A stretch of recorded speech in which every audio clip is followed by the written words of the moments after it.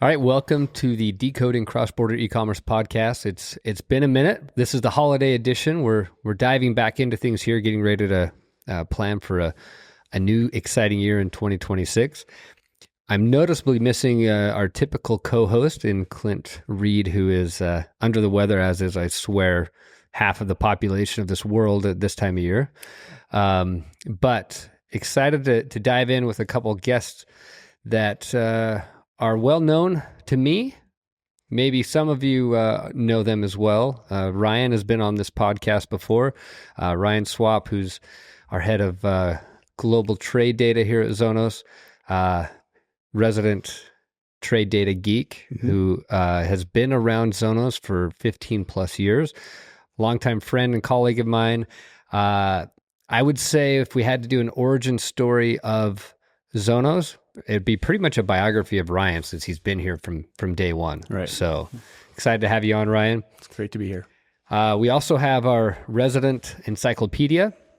It's Jeff Freeman, who is, I'd call him the master of all things, both significant and insignificant. Mostly insignificant. Yeah, he's just a walking encyclopedia, or to be more modern, Google. Right. Or actually, the even more modern, he's like our resident AI agent in the flesh. I appreciate that. I think more like Wikipedia. Yeah, I was going to say Wikipedia is fine. Take it with a grain of salt. Okay. All right. So well read on a lot of different subjects. One of them being just trade in general. So super excited to have you on here, Jeff. So yeah, let's dive into a little bit. How chaotic has 2025 been? It's been fun. It's been a ride. It's been very interesting for sure. I think in the trade world a year ago, things were probably pretty low key, and 2025 happened, and now everybody who knows what the word tariff is, that's for sure. IEEPA.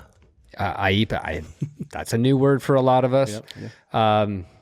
But you know, as I'm actually a resident collector of candy canes. I don't know if you guys knew that or not. Yeah, I actually collect a lot of candy canes, all of them in mint condition.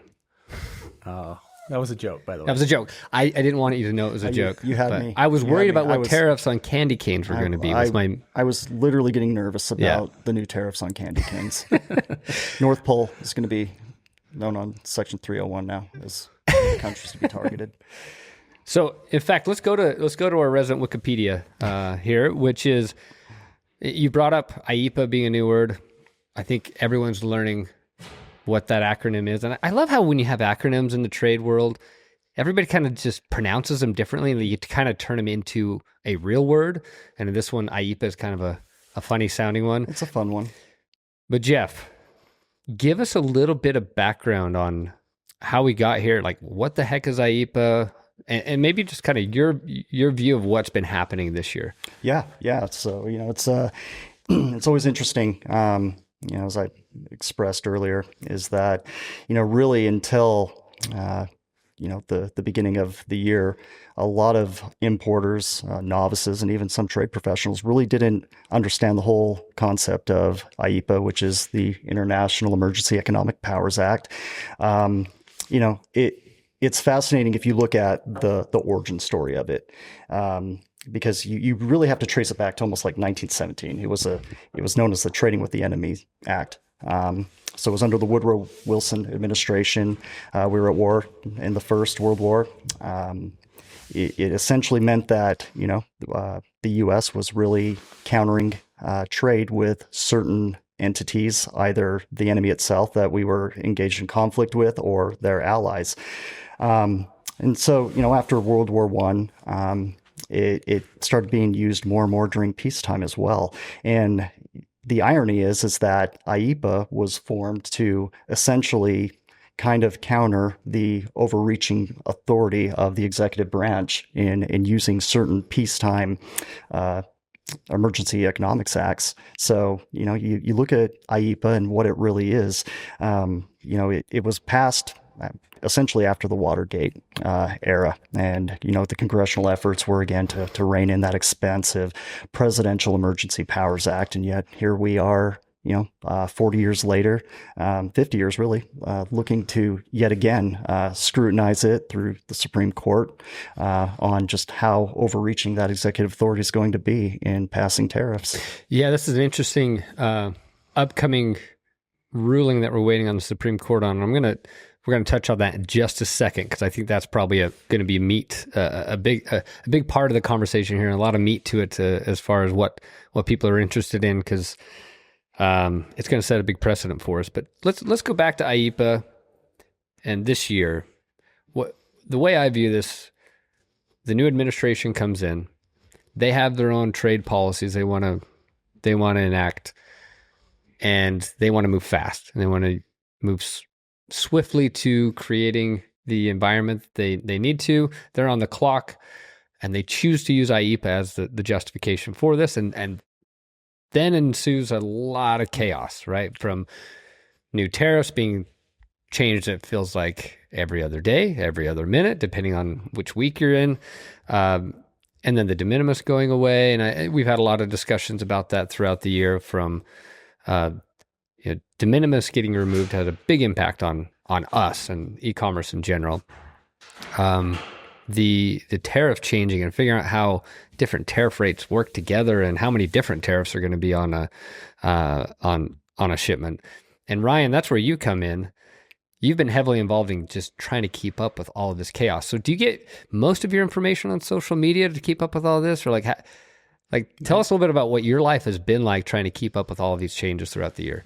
Well, it's certainly been fascinating and exciting. And I deal with data, which is boring typically.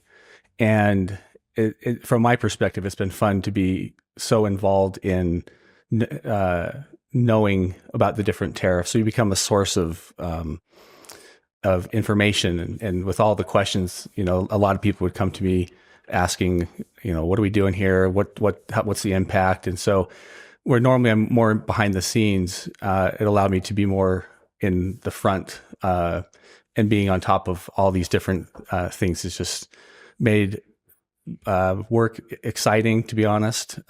Frustrating at times. There's obviously different nuances with each of these trade agreements, and so it's been challenging at the same time. So that's been fun to deal with.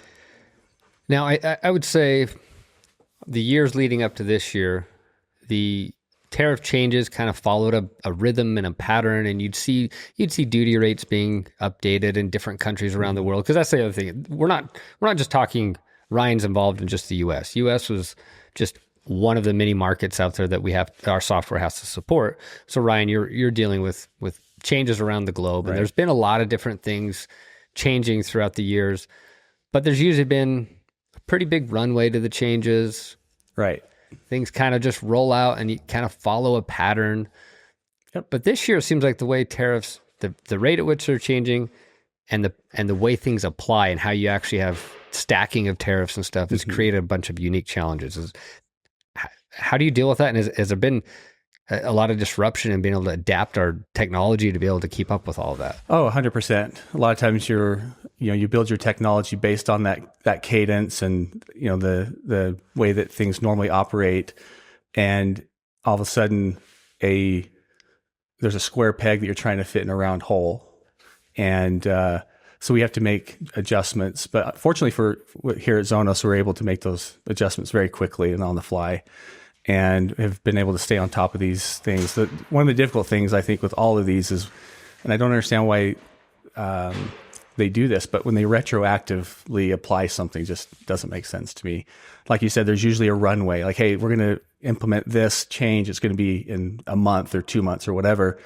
But when you retroactive something, that just adds to the chaos, because then you just introduce a whole nother challenge to the whole equation. And but yeah, like you said, the typically you're dealing with annual changes to things, so at the beginning of the year there might be something that changes, but since in this year at least, it's been almost daily, it feels like. But yeah, that's crazy. Okay, so 2025, we wrapped it up.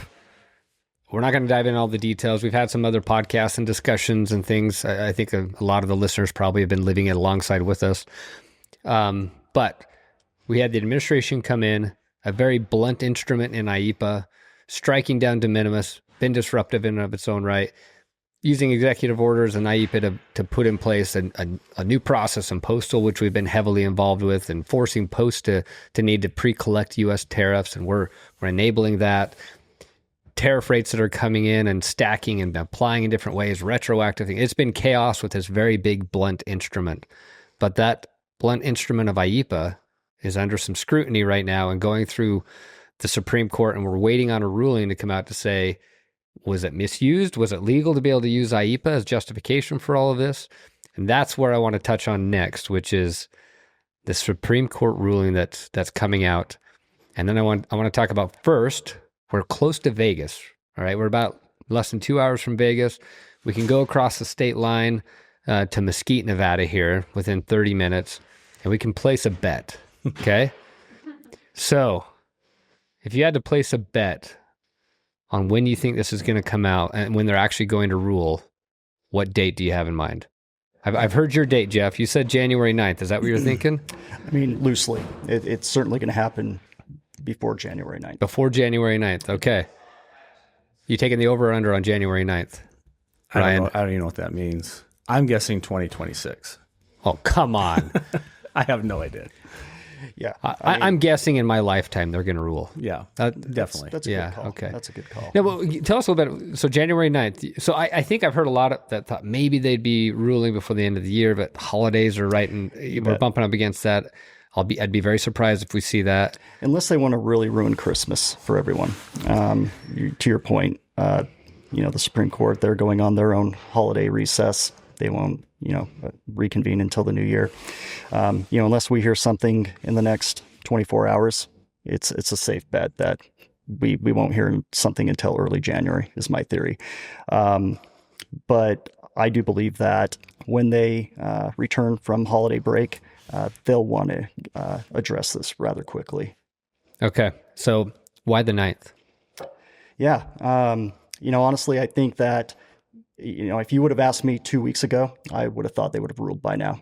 Okay. I think the fact that, this is a very extraordinary issue with, very heavy substance, I think this is something that, is definitely on their agenda.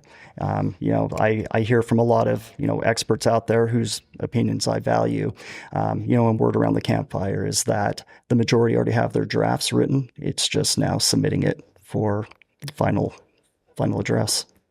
Okay. So we're thinking January, and early January is your bet. That's what you're putting on the table. We'll go 8th. Crazy 8. Okay. All right. I like that. Okay. Now let's, you got another wager to put out there. Which way is it going to rule? And what's our expectation there? Do we think it's going to be upheld and IEEPA is deemed valid and legal? Or do we think it's going to be struck down? What do you think, Ryan? What I think is going to happen, what I think should happen are two different things. All right. Tell us. So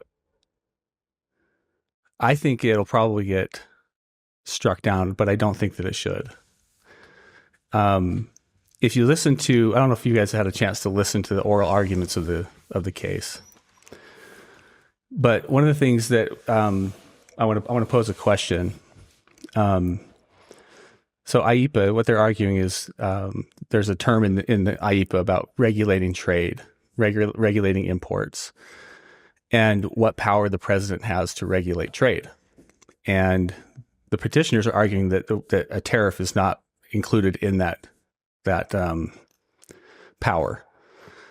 And Justice Kavanaugh and Barrett had a dialogue with the petitioner. I don't know what they're called, but the attorney for the petitioners.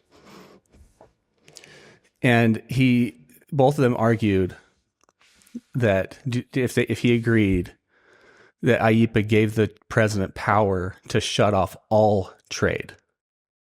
And the answer was yes. And so the question was like, wait a minute. So you're telling me that the president can shut off all trade? He can come in and say, we're not going to trade with China at all.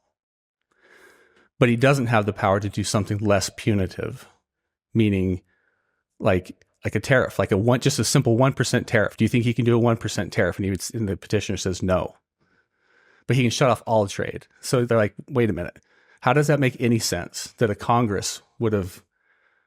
One of the arguments is that the word tariff is not included in IEEPA, and so their argument is, well, because it's not in there, he can't regulate trade by a tariff. But how do you regulate trade? One of the main ways to do that is through tariffs. So it's like it's implied that that's within his power. You may disagree with how he's doing it or how chaotic it is. But the analogy that I give is that they agree that the president has the power to drop a nuclear bomb on trade, but doesn't have the ability to do a targeted missile strike into particular countries. And that's why I think that it shouldn't be struck down. Why didn't they fly you out there to testify? I should have argued. Yeah. So again, you may disagree with his policies. You may disagree with how he's going about it, how it is upending everything. I get it. It's chaotic. But I think that's a valid argument to say, so you're telling me he has power to do all of that, like shut down trade, but not to do just these little adjustments. And to that question, they said no. Okay, so doesn't make sense. So what I'm hearing then from you is, A, you think, hey, there's valid justification for IEEPA here, and they could easily uphold it and have the right justification to do that. However, if you had to put your life savings on the table across the state line in Vegas, you're thinking they're actually going to strike it down. There's some other reasons and political pressures and things to do that, but you're thinking the ruling is going to come out that they're going to be deemed invalid and unjustified. Probably. Okay. But I think a lot of people read into the questioning that's done. And I think that this is a unique case where the questioning doesn't really tell you anything. Most cases that come before the Supreme Court, like Second Amendment, about other things or abortion or things like that, where they've discussed these things throughout their entire career. They've ruled on cases. They're very familiar with the law related to those things. This is something completely new to everybody, and so a lot of their questioning, I think, is just really like trying to figure out what this thing even is. And I feel like if they behind closed doors, if they go back and like, well, wait a minute. IEEPA does have a case to allow the president to do these things if it makes sense that he could do those things. Again, you may disagree with him. Maybe he's going too far. But if that's the case, then Congress needs to change the law. So let's talk a little bit about that. Jeff, if you were a betting man, which way is this going to go? The odds are is that IEEPA is going to be stricken down, that Supreme Court will rule in favor of the plaintiffs, the importers in this case. That's kind of where the odds makers are sitting on this right now, right? The odds are very high right now. I think right now they're, 80-20, 85-15, somewhere in there. And as much as I respect my esteemed colleague and his views, mine are conflicting and pretty different to that. As Ryan mentioned, in IEEPA, it's not once mentioned of tariffs and being a tool at the president's access to incorporate tariffs within IEEPA. If you really read IEEPA, it's very sanction based. It's there to block and freeze foreign owned properties, restrict financial transactions and really prohibit imports, exports, and the services and investments from certain entities or foreign ones at that. So, I tend to look at the actual, Constitution, Article 1, Section 8, where, it specifically states that it's the Congress that has the power to collect taxes and duties and imposts and excises. And I think there's a reason why IEEPA was drafted in parallel to that without mentioning the tariffs, because again, if you look at that article within the Constitution, it's solely on Congress to levy tariffs. Excellent. This could turn into a big, long debate. That would be a lot of fun. But that's not where we want to go with this necessarily. But right. We both wore blue. I think next time one of us will wear red, so we can have that. I like that. So, okay. So the reality is, look, there's arguments that can be made on both sides. Absolutely. The Supreme Court could go either direction, but whatever they decide is going to set a precedent for one. It will start creating history on how this, how IEEPA can be used, and then it can help, settle future cases, etc. But if the odds maker, now the reality is, let's look at the odds makers. They say it might get struck down. The reality is, if it doesn't get struck down, and the Supreme Court says A-OK to what's going on, well, it's kind of status quo as far as the things that we're seeing. There's not going to be a ton of disruption. However, if they do come in and say, no more IEEPA for these purposes, that opens up Pandora's box of questions, right? Does. So if they get struck down, what happens? Right. Well, I mean, obviously the country-specific IEEPA rates will dissolve. I would imagine it would all default back to, your MFN, general duty rates in column 1 of the tariff schedule. How that gets enforced in other realms is certainly up for debate. But I do think that, again, if you look at the overall administering part of it, make no mistake, if IEEPA rates go away, the administration, the president still has other tools within his disposal to use. You still have Section 301, you have Section 232. We really prepare on seeing those getting enhanced and being used more excessively than before. So would you say IEEPA had a little more, from what I understand, IEEPA had a little more flexibility in how we could use it? But it's not the only justification that can be used, but it was a good instrument to give them the flexibility they needed to put in some of the policies they want. If it goes away, they have other instruments they can bring in and justifications they can bring in. But are those justifications a little more limited in what they can do or the rates they can apply, those types of things? Yeah, right? Absolutely. I think with the current administration, IEEPA was a great way to test the waters and see how much they could incorporate and administer. But as I said, if and when IEEPA gets stricken down by the Supreme Court, there's other key tariff authorities out there that can certainly be used. As I mentioned, Section 301, which for the most part focuses more country specific. You have 232, which is more commodities and products based. I mean, we're already seeing Section 232 being enhanced. For the longest time, it was still in aluminum, copper, automotive parts, and pieces got added to that. Lumber. I think they even played around with furniture as well. So I think in 2026, we can expect Section 232 to increase in the list of commodities. Okay. So yeah, I would agree. If IEEPA goes away, it's not like everything just goes back to normal and status quo. I think there's some people that might have their head in the sand a little bit thinking that, but if you look at the objectives of the administration and the way they're behaving towards this, it's no, they can't accomplish what they want to accomplish from a trade policy perspective if everything just goes away, and they'll come up with another path. That's where I put all my chips on the table. They've indicated that as well. Absolutely. So if these get struck down, obviously the additional rates go away, we go back to standard duties, but then something else is going to replace it. But what about all the money that's been paid? Do we think there's going to be a path to refunding that or not? And what the heck would that process even look like? Right. I feel like if they strike it down, they almost have to say going forward. That sounds practical. How you go back to do refunds how do you prove that somebody paid the tariff? Was it the importer? Was it the end consumer? Like who's eligible for that refund? Did you work out the tariff into work that into your price?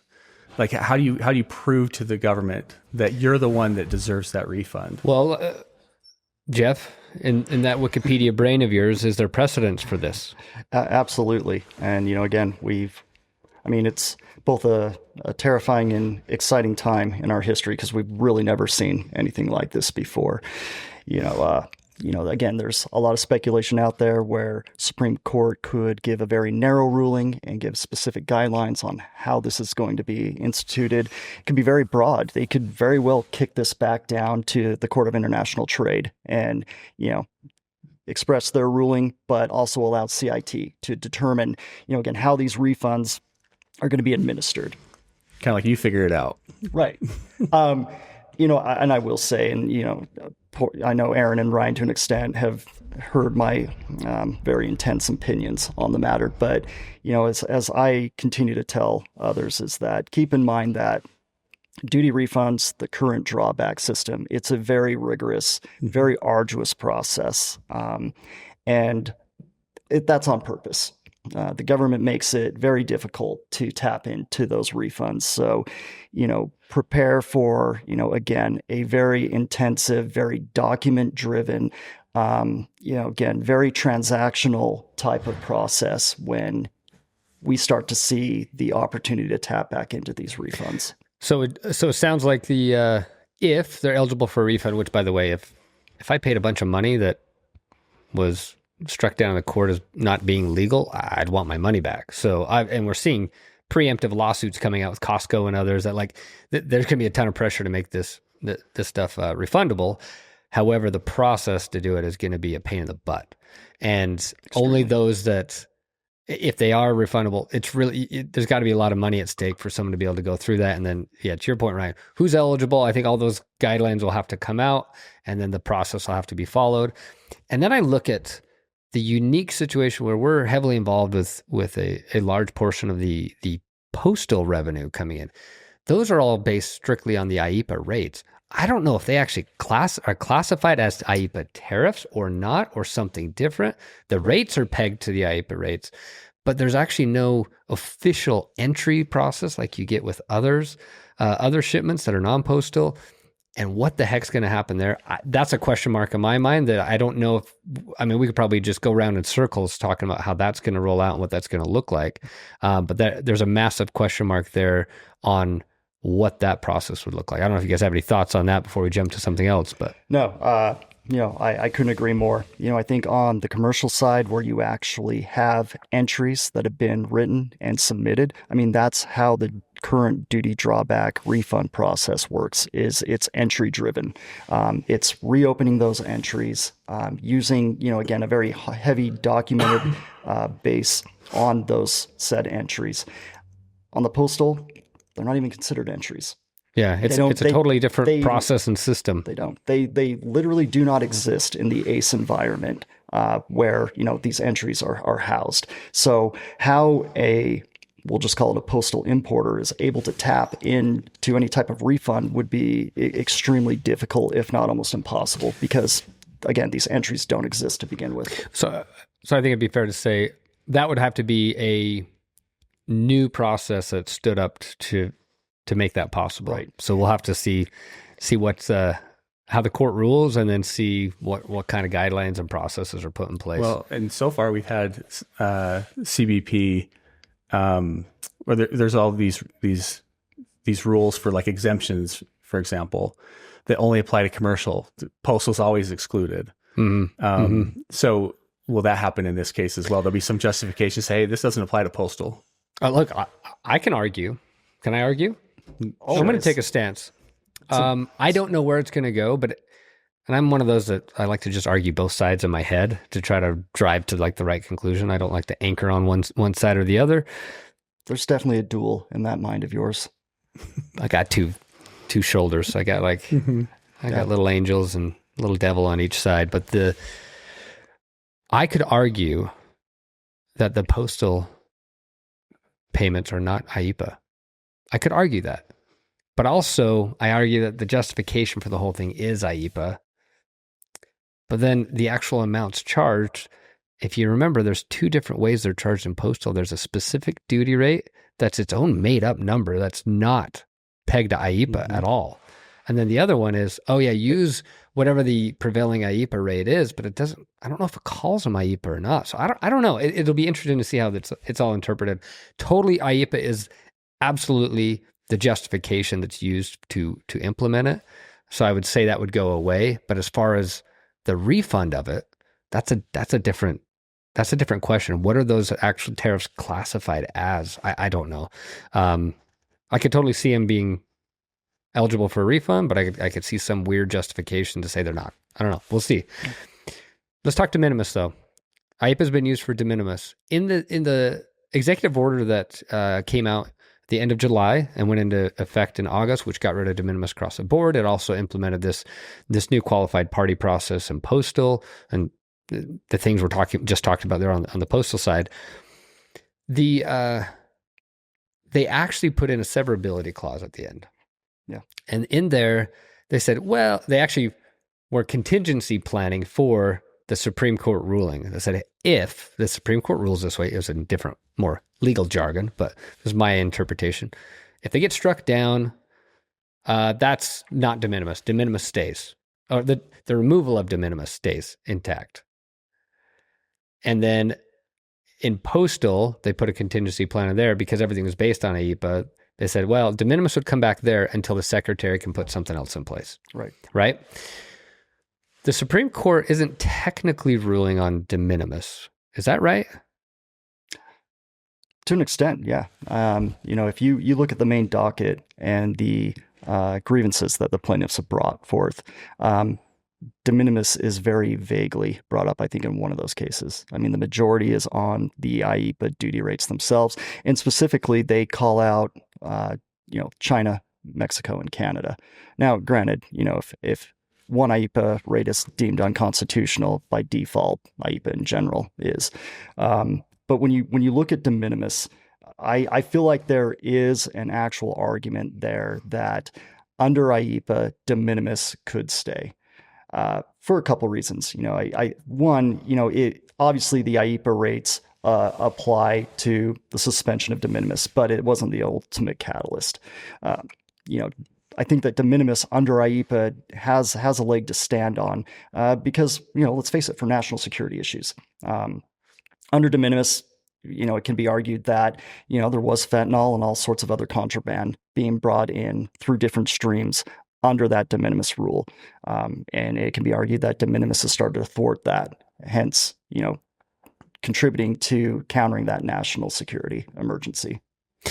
Yeah, so there's actually, it's not just, is it struck down or not?